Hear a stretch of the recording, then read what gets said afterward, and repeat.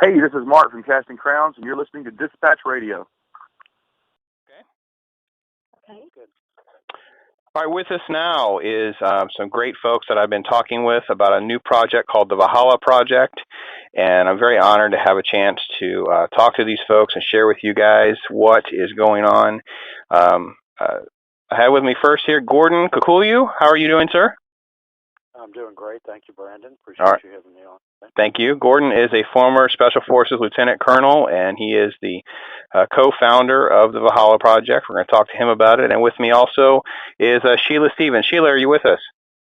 Yes, I'm here. Thank you so much. She is a former ATF Special Agent, done a lot of work that we're going to get to talk to. So first, let's get started. Gordon, tell us a little bit about the Valhalla Project and kind of how it came into being.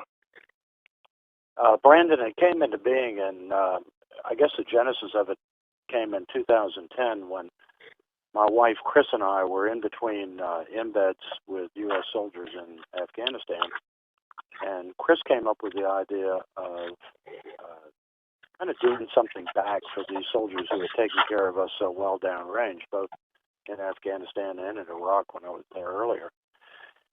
And so she conceived of this idea of having a large rural tract centrally located that we could offer combat veterans and some of the civilian workers who support them downrange a place to decompress, de-stress, if you will, and to transition back to civilian life, because it's, as you know, and I'm sure many of the listeners are aware, this is a critical issue for many of our returning veterans.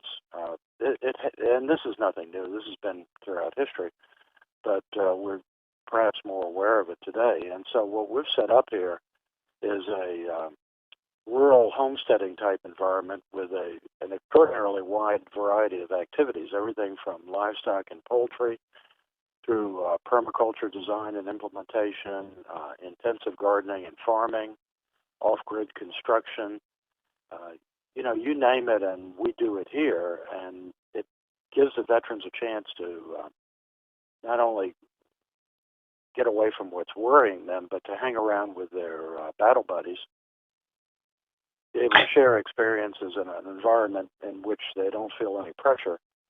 And in long term, they're able to contribute not only to their own well-being, but also to those for their battle buddies of today and future soldiers of tomorrow, because Chris and I are not naive enough to think that this is going to be America's last war. And so we have set this up with a 100-year horizon looking out to way beyond us, actually. And so that's pretty much in a nutshell what we're trying to do here. It's set up in the beautiful Ozark Mountains. It's about 200 acres, if I have that correct, and all sorts of different facilities and different programs to help people sort of, as you said, transition back into civilian life, correct? That's right. We even offer informal coaching on job interviewing. We'll do role playing.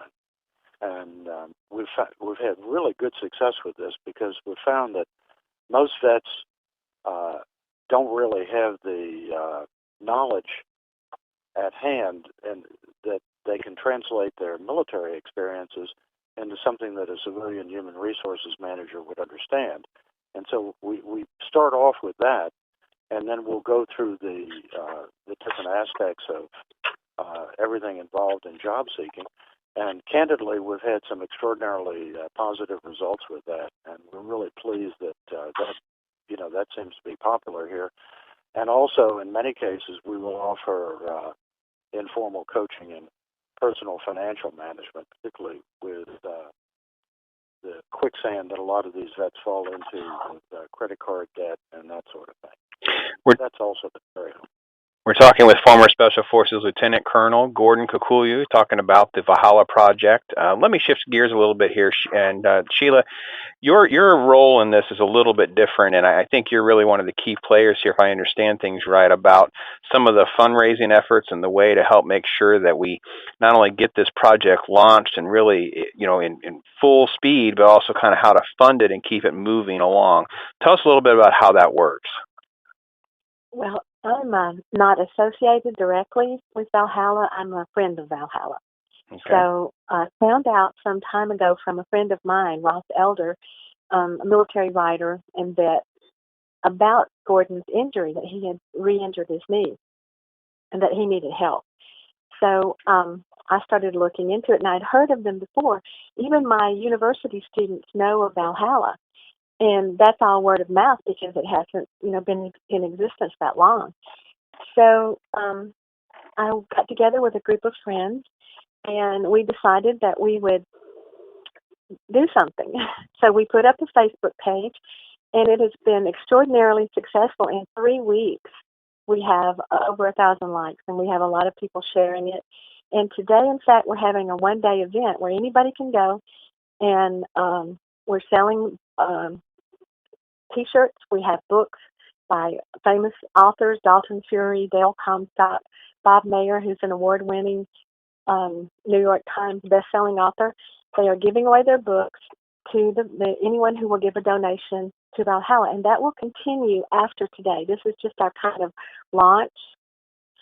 And we're also having an eBay auction where higher priced items are being sold.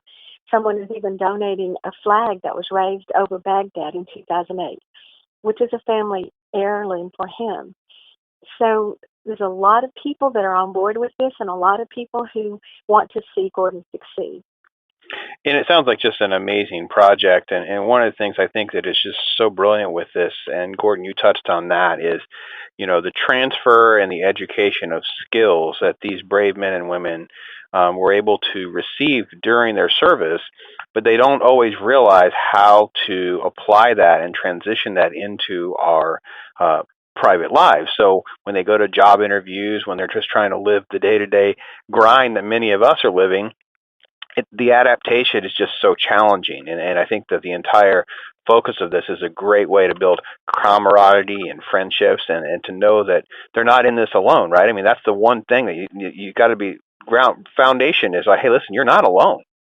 Exactly. Absolutely, and Brandon, I think that you really touched on something, is because not only is this what we're trying to do here to show them that they're not alone, even within their own generation, but we're trying to show them that this is an intergenerational thing. I mean, I was already back from Vietnam before a lot of these people were born, and that's kind of it's not exactly a pleasing thought, but it's facts are facts. And some of the greatest support we've been having, in addition to Sheila and the crew she put together, which, by the way, has been extraordinary, are members of the Special Operations Community, both present and earlier generations, who have stepped up to meet the call. Our not only our immediate call for assistance after I went down, but also just who believe in the project and the value of it over the long haul, and see that this is a puzzle piece that has long been missing in our society, and that typically and unfortunately, I think more and more as in modern times, the solution for veterans' transition seems to be psychiatric counseling and pharmaceuticals that psychotropic type pharmaceuticals, which frankly we find are not a solution, but more of a feel-good on the part of the various agencies involved in order to kind of get this problem away from them. And what's really happening is that, to much to our shock and horror, a lot of these people are having considerably more problems that are exacerbated by these therapies than would have if they were just allowed to be themselves. And that's kind of what we offer here is, poke around. Everybody gets to do a little bit of everything. If you find something that really piques your interest, then you get to focus on that a little bit more. Eventually, we're going to have more formal programs where veterans can come here and spend, a set amount of time actually learning skill sets. But the main thing is that what they take away from here is a sense of confidence, renewed confidence, self-reliance, independent of action and thinking, and the ability to realize that they can be self-sufficient and live a good life frugally if they're forced to do that. And at the same time, they learn through meeting members of the community, our friends and neighbors, that civilians really are supportive, just in many ways they're not quite sure how to go about that. So we find we're addressing quite a few issues here. The website is www.valhallaproject.com with a hyphen in between, so it's Valhalla, VALHALLA-project.com.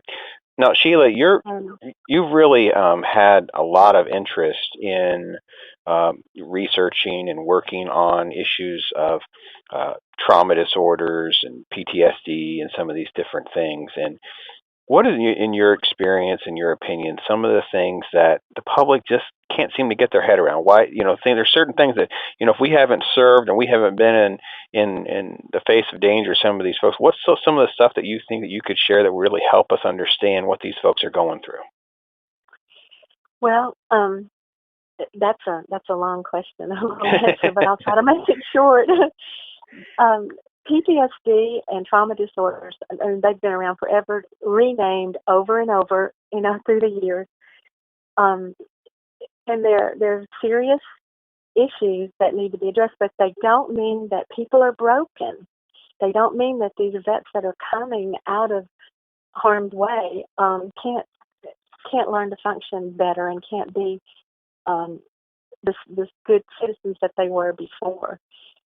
But a lot of people there's a kind of a trend to turn it that way.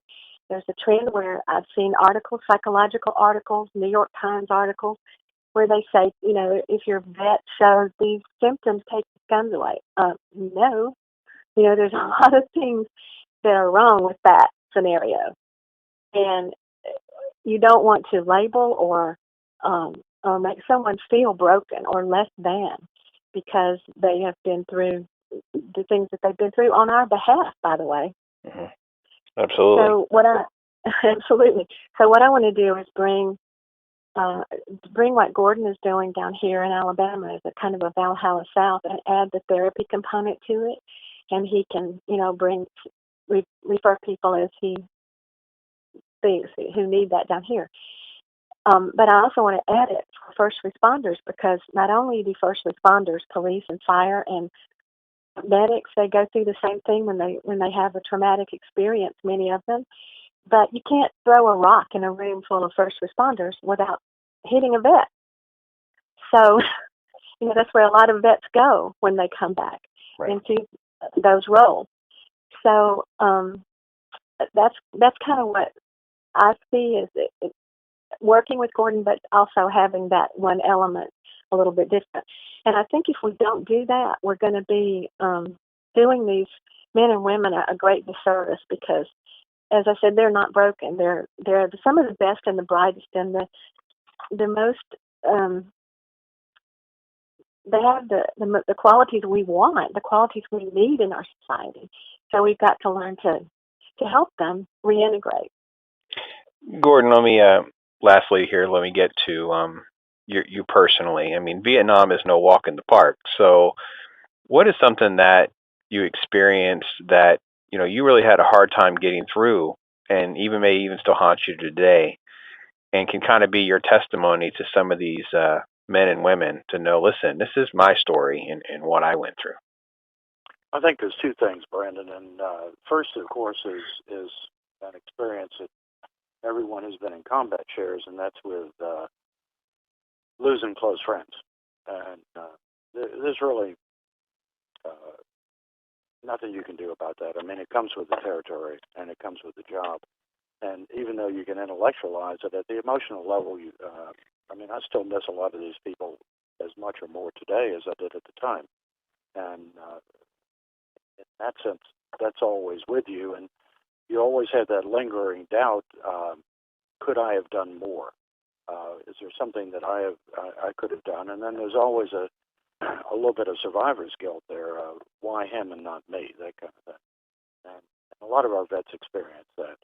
I think the other thing that impacted seriously on me, and I fear it's going to have the same effect on this generation, is that we felt that we had won the war militarily, but were sold out by the political interest at the time. It was the political expediency involved, that there was a certain cynicism at the top level that allowed certain things to happen for what seems at the time and what seems now even more so really irrelevant reasons. And, you know, the privileged sanctuaries, for example, I mean, we had ours in Cambodia and Laos. These guys have theirs today, or they had them in Iraq and Syria and Iran, and they have them in Afghanistan and Iran and Pakistan. That whole scenario, plus the idea that, you know, from above, that you're not really worth much more to us other than cannon fodder at the time. And when we don't need you anymore, then we're going to toss you out and throw you away. And I think this latest episode from the Hill, with the bill coming out curtailing or certainly impacting veterans' benefits and that sort of thing, is testimony to that. And it's only going to incur a bitterness and a resentment that really is unnecessary and oughtn't to be there. But these are kind of things that we're going to have to address. Sheila, give us some of the other synopsis of the Facebook information, the different ways to contact and support you guys from a fundraising standpoint, maybe the eBay information. So, and we'll link to that stuff on our website. But give us a little synopsis of how to reach out. Okay. The page that we put up is called Aid to the Valhalla Project, and you can find it on Facebook. There's a lot of information there. It will tell you how to use the PayPal button, tell you what's going on during the day, and we'll be doing this again the whole day today, and then into the next several months we'll be adding things to the eBay auction. On the site is the eBay link, pretty much everything that they will need to find the items they want.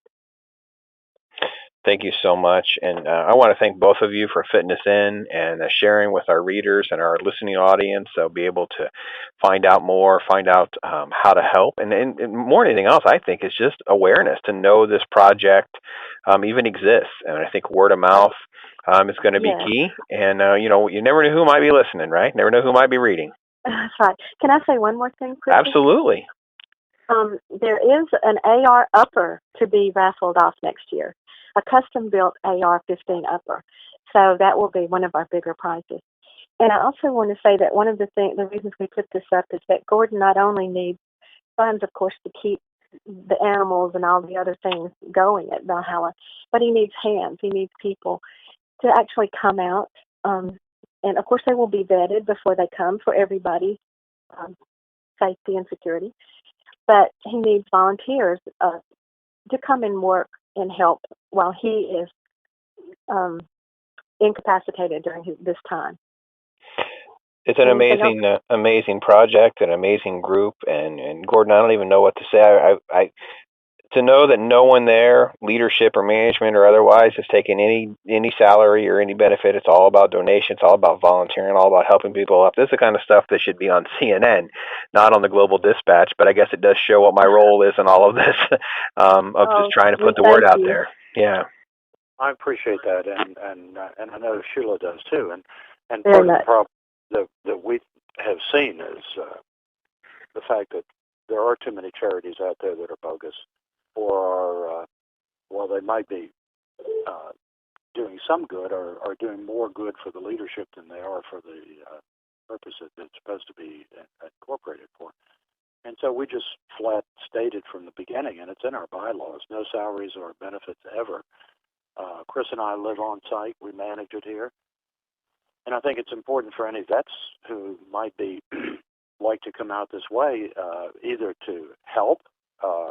You know, you don't have to be having any problems. You can be perfectly healthy and come out here and help your battle buddies in tomorrow's generation. Or if you feel like you need a place like this to get yourself in order, they can contact us through the website, and we'll send them an application and the requisite information. We can go from there. But I guess the main thing is don't be shy, guys and gals. If you want to participate in this. It's here for you, and that's what we've had out here before. Universally, have enjoyed the experience. So fantastic.